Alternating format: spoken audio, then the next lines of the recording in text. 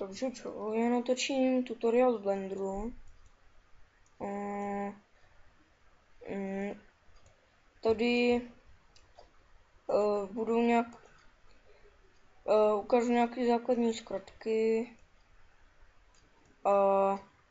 Tak, tohle je časová osa. Tady na boku máte takové jakože věci. Si tady můžete různé věci nastavovat. A základní zkratky. Klávesou 0 se přechází do kamery a z kamery. A 1, 3, 7, 1, 3 a 7 máte vlastně ty kamery, jakože 7 je z vrchu, 1 je ze předu a 3 je z boku. Jinak 8, 4, 6 a 2 natáčíte pětkou, vypínáte a zapínáte a vypínáte perspektivu.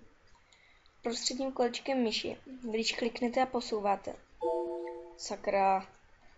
posouváte, tak vlastně vám takhle natáčíte ten pohled.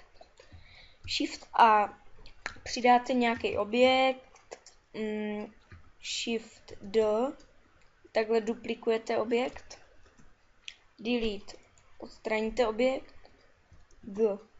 Když máte označený objekt, tak G přemístíte a Tab zapínám a vypínám editační mod, ten jde zapnout a vypnout i takhle. Jak tohle na začátku bývá takhle. A já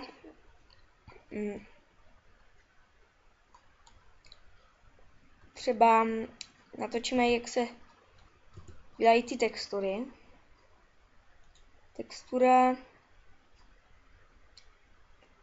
materiál new, takhle to necháme bílý.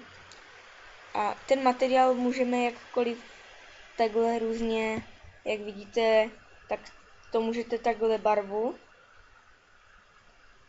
tím nastavujete tím kolečkem a třeba červenou, já to nechám bílý. Intenzity, jak je to tmavý, ramp, jestli je to lesklý nebo ne. Spekulár je barva odlesku.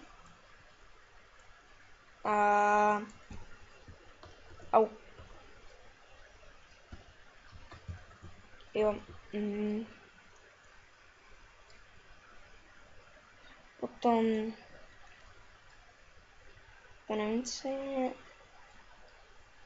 Ale když chcete mít nějaký složitější, tak dá new, type niche or newbie, open, počkat, ne. Přidám si tady monkey, tohle vymažu.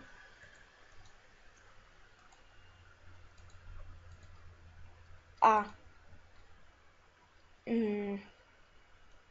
to open dokument. Tak. Takhle mám třeba obrázek čeká na ryse.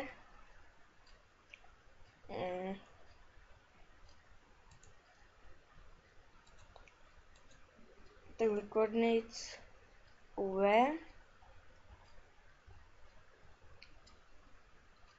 Tab. Takhle, až bude mít čipku, tak split area. Takhle si toto. UV image editor. Tady si to dáme si Chuck Norris. A S. A přesuneme to na ten obličej. Teď nevím, jestli se mě to povede.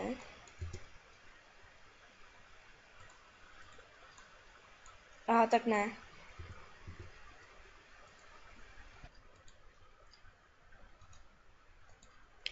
Takže nejde to přenést takhle, takže to budu muset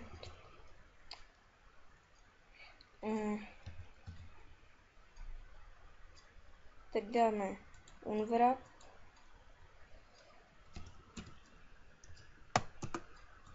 R90, dáme F12, oh.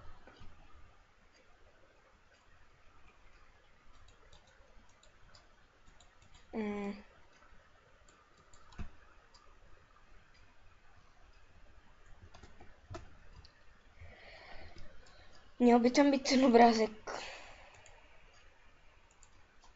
A takhle prostě máme ten obrázek, čekám se na tom plátně. Dál je, že takhle to posouváme, přidáváme vlastně vertexy. S zmenšujeme nebo zvětšujeme.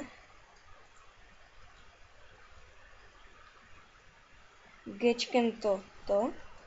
A když třeba to chci zmenšit jenom třeba když dám S a Z, tak to zmenšuji jenom takhle. Zmenšuju a zvětšuju. A